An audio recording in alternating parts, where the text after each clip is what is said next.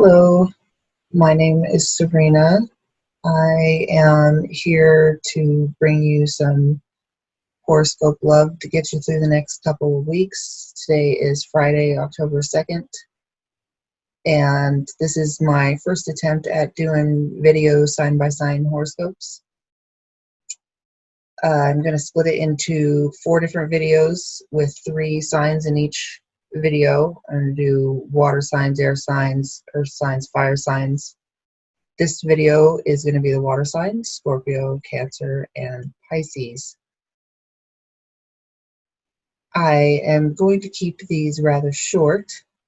I find that one of my blockages and problems when it comes to trying to do sign-by-sign horoscopes, or especially sign-by-sign video horoscopes, that there's just so much information there in each chart and in each transit.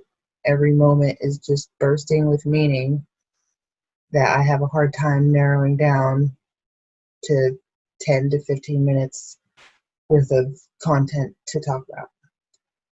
But that's what I'm going to try to do, keep them a little short there, and hopefully keep doing this so that all the topics do eventually get hit on. Okay, so I'm going to get right into it. I'm going to start with Scorpio. This is a sign I'm very comfortable with and have a lot of personal experience with. So I find it easier to talk about than anything. So I'll start with that. Scorpios, we just had a full moon in Aries in our 6th whole sign house. Oh yeah, should mention, listen for your rising sign and your sun sign. If you know your rising sign, it is applicable to your sun sign, but rising sign is even better. And also, if you happen to know that you were born at night, then you might identify more with the readings for your moon sign.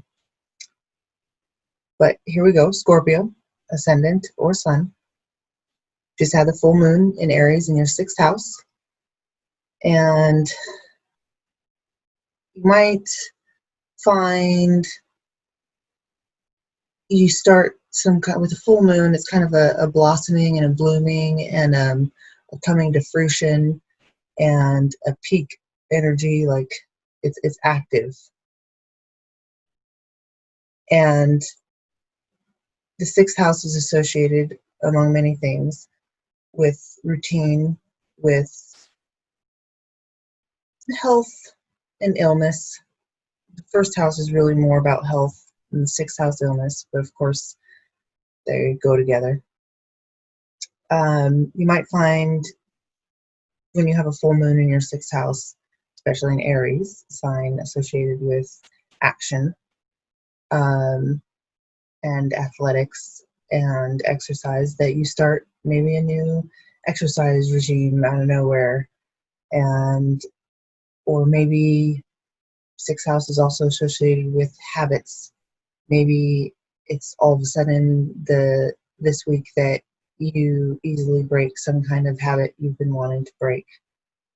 I know for myself, I went to a Pilates for pregnant people class yesterday for the first time on the full moon, and I'm very sore today from that, and that was my first time ever doing anything like that.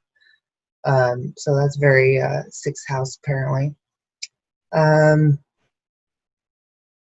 thing you might see with full moon in the 6th house is 6th house gets associated in many systems of astrology with work and jobs and services that we provide, or services that are provided to us.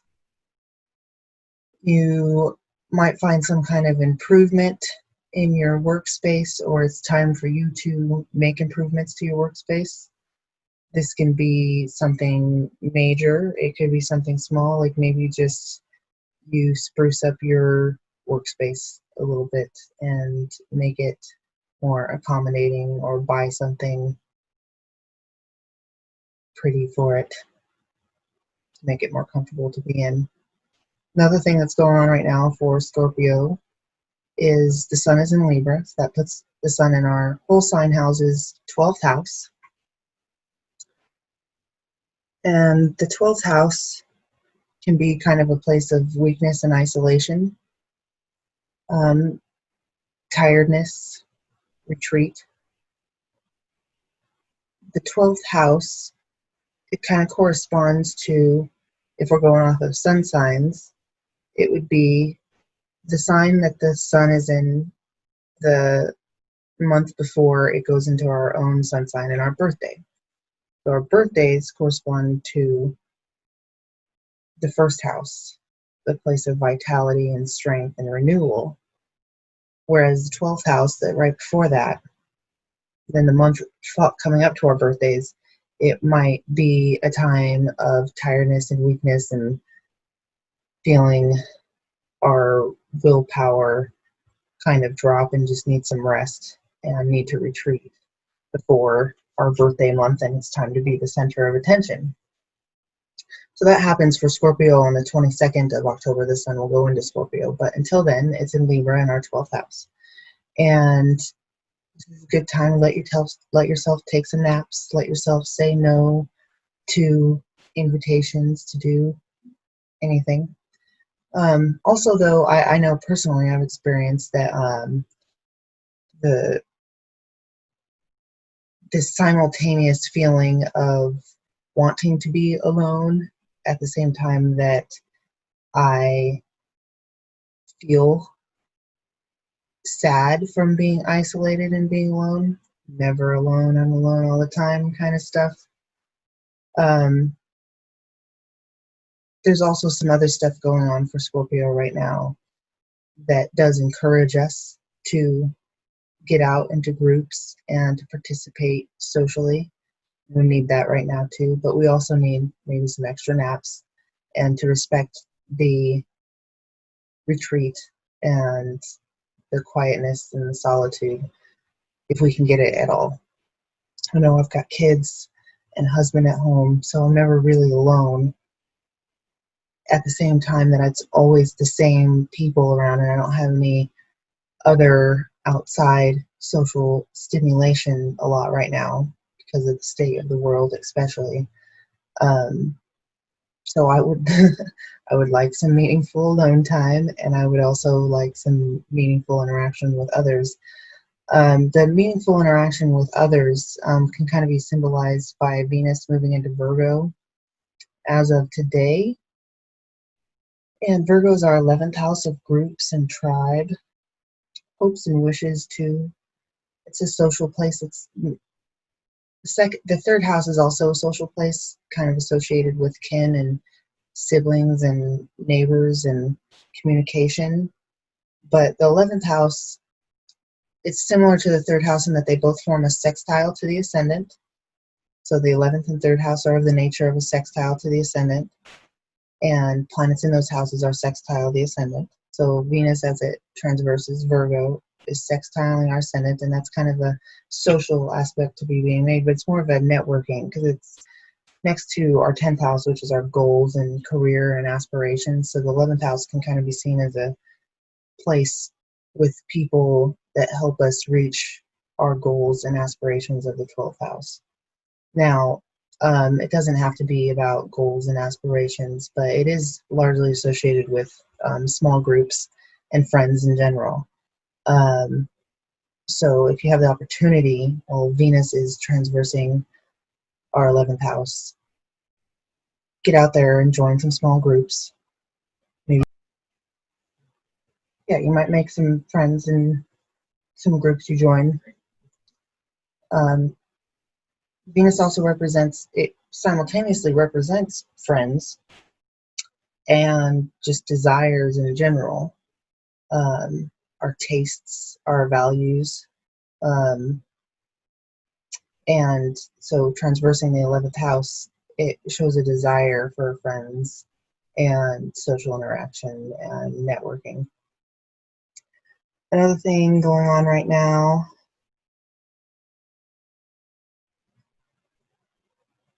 Mercury's in our first house in Scorpio. It's going to slow down and station retrograde on the 14th.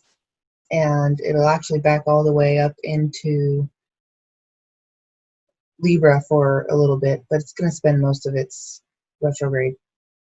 It's going to spend a lot of time in Scorpio and in our first house. And it's there right now. We might find ourselves participating in some extra kind of communication, writing. Here I am making videos and trying to throw them out into the ethers. And that's out of my comfort zone kind of communication that I'm partaking. It's also just being in the nature of Scorpio, themes of the deep psyche and trauma and the soul and the depths. And so my Mercury, it's so much more than the mind, but on the surface, it can represent the mind and learning and thinking and books and messages. And so we could say that this is a good time to read some self-help books, some soul help books, read books about psychology and the soul and trauma and how it all affects each other. It's also a time when you might have some heightened psychic perception. Scorpio is a very perceptive sign anyway. Mercury in some ways represents our perception, how we perceive the world. And Mercury, he's not just the messenger god, um, not just any messages. It can sometimes be seen as messages from the underworld, the other world, the beyond, the ultimate messages, communication with the dead, with spirits, um, active dream life. Mercury is seen as a bringer of dreams. He was the only god besides Hades, god of the underworld, that was granted access to the underworld, and can freely go between both. And he's hanging out in our first house of self, the place that most represents us. So it's a very important, strong place for him to be. If anything, we might find ourselves extra intellectually stimulated right now, wanting to read a lot, write a lot, talk a lot, discuss a lot.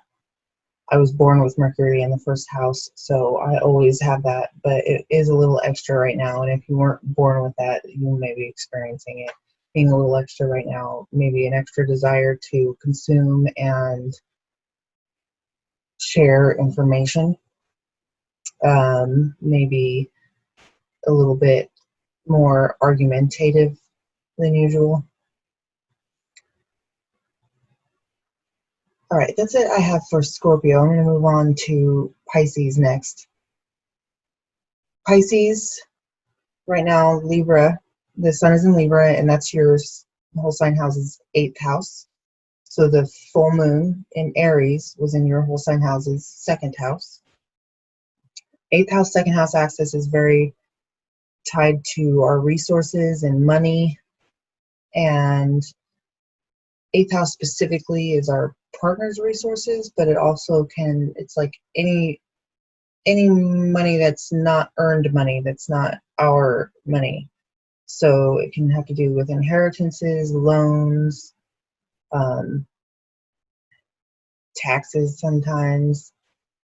And so with the sun being there for an extended period, 4 weeks, while the sun's in Libra, our partner's finances are highlighted, but also maybe you're paying off loans, maybe it's a good time to get loans, maybe it's a good time to be having some serious conversations with your significant others about your shared resources or how you're going to share resources.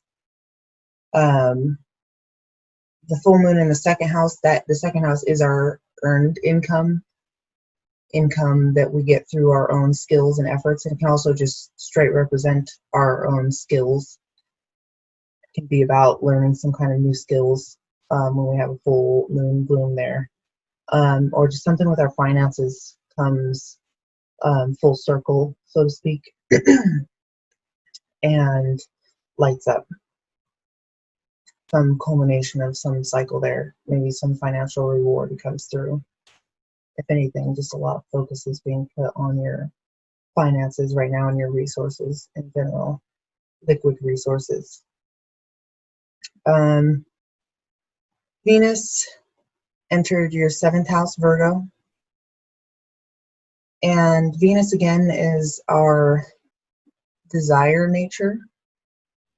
It can sometimes be talked about to represent love, but it's not in the deep, like soul love kind of love. It's more of a desirous kind of love and attraction. Venus can be what we're attracted to and what we value. When it transverses our 7th house, our 7th house is the place of our intimate relationships, or just anybody that is other than us, that's not us, but usually most specifically it's referring to, talked about in reference to our spouses, boyfriends, girlfriends, and best friends, business partners, people that we talk to every day. And so when Venus, planet of desire and attraction, is there, if we do have somebody like that in our life, we might find it's not always doesn't always feel like really like sweet and lovey. Like sometimes us astrologers will talk about Venus in the 7th house, meaning it might bring love or attraction into your life. But sometimes this causes problems when we're already in relationships, because it brings to our attention our desires, and sometimes and oftentimes reality doesn't live up to our desires for how it should live up to. So we become frustrated and feel like something's lacking in our relationships. And so I guess the lesson there, kind of with the Venus going through the 7th house, is to take time to be grateful and gracious for what you do have in your relationships, in your intimate partnerships. Try not to focus so much on what is lacking that you desire, and instead focus on the positives and what you're grateful for in your relationships and in your partners.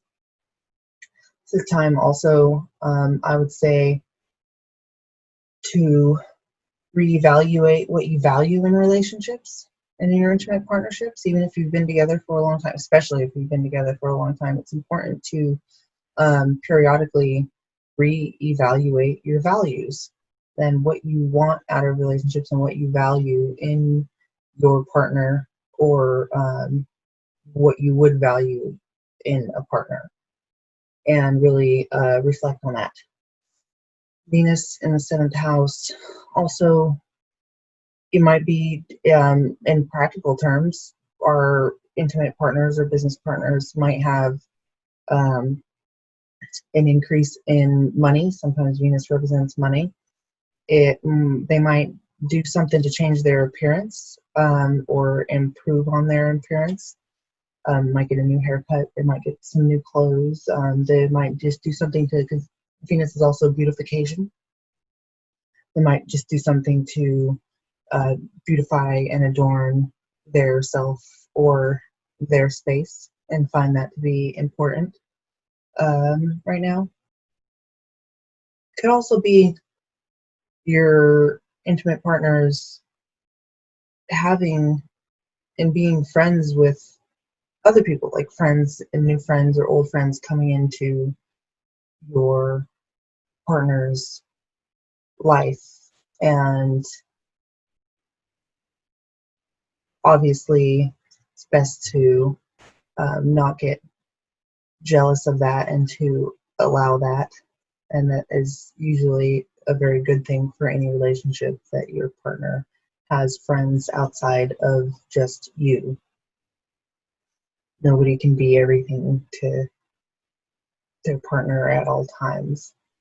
And it's a positive thing when our partners have friends, other friends too.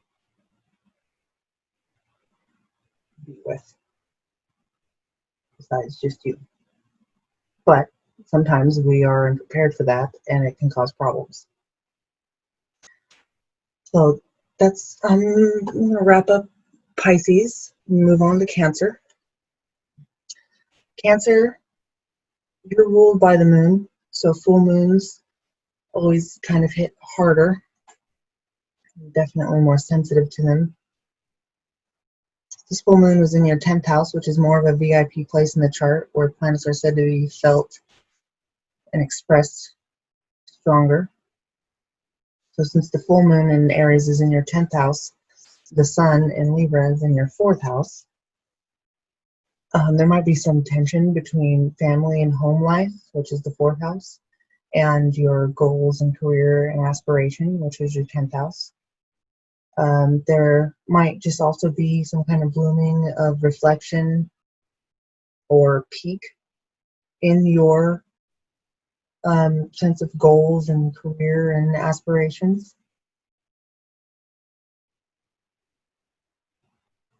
Venus, when it goes into Virgo, to go into your 3rd house. It's going to be there through the 26th of October. 3rd house is associated with our siblings, our kin, any family that's around the same age as us, so like cousins. It's also associated with our neighborhoods and communities and neighbors. It's a social place.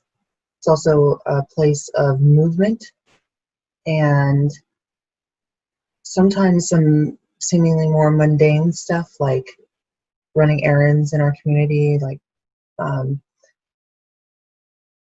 places in our community like post offices, schools, libraries. These are all very 3rd house places. Another big thing associated with 3rd house is transportation and vehicles and movement and short trips in general. So Venus there, maybe you get a new car, maybe you at least just find yourself start to desire a new car. Maybe you find yourself doing a lot of errands related to Venusian things, maybe a lot of errands and filling out paperwork and trips to the post office surrounding topics of love and relationship as represented by Venus. Maybe you just beautify your vehicles. Maybe you get a new vehicle. Maybe you get some money from selling some vehicles or earn money through your vehicles somehow. Maybe you meet some new friends in your neighborhood. Maybe there's some social gatherings in your neighborhood. Might find, since Venus's attraction in the 3rd house is sometimes seen as an intellectual place, you might find yourself attracted to and stimulated by the intellect and the intellectual right now. Maybe you want to read some books about relationships and or desire or Venusian things like beautification and design. Around, maybe you take steps to beautify your neighborhood or community in some way. Something as simple as doing some trash pickups. I do want to note before I sign off here that between the 11th and the 15th, it might start building up even before that, but really hits a peak around the 11th to 15th. There's this hard dynamic action going on between the sun and the moon and Mars and the pile of planets we have in Capricorn right now, and Jupiter, Saturn, and Pluto. They're all going to be in squaring each other in some really dynamic aspects at that time between the 11th and 15th. And they're in the VIP places in your chart. The 7th, 4th, and 10th houses are intimate partnerships, our career and goals, and our home base, and family life. We might find that it's a time that we really reflect on our structure at home and the foundations that we're building. Just, there's a lot going on there, and there's some really hard aspects. So I just expect there to be some kind of need for attention release around that time, either related to all of that or some part of it work, your own sense of self and self-image and self-esteem, your home, as in your physical home, or your family and your roots, your parents, and your intimate partners and intimate others. And then after that, I think it's on the 16th that there's the new moon in your 4th house of home and family. And that will really still highlight the tension that's been building up since between the 11th and the 15th. But because it's a waning moon, it's going to be a dark moon right before the moon is new on the 16th. There's some kind of letting go that's needing to happen. So if something is wanting release in the tension, like the tension can be released through letting go of something and letting something come to an end. Maybe you just do a lot of clearing out in your home and a lot of throwing away of something. Something needs to be let go of, though, with any dark moon. Okay, that's it for the water signs. I am hopefully going to see you in a couple of weeks with some horoscope love to get us through the rest of October. And I hope that you got something out of this service that I'm trying to provide. If you have any questions or comments or want to share anything, please do in the comments below.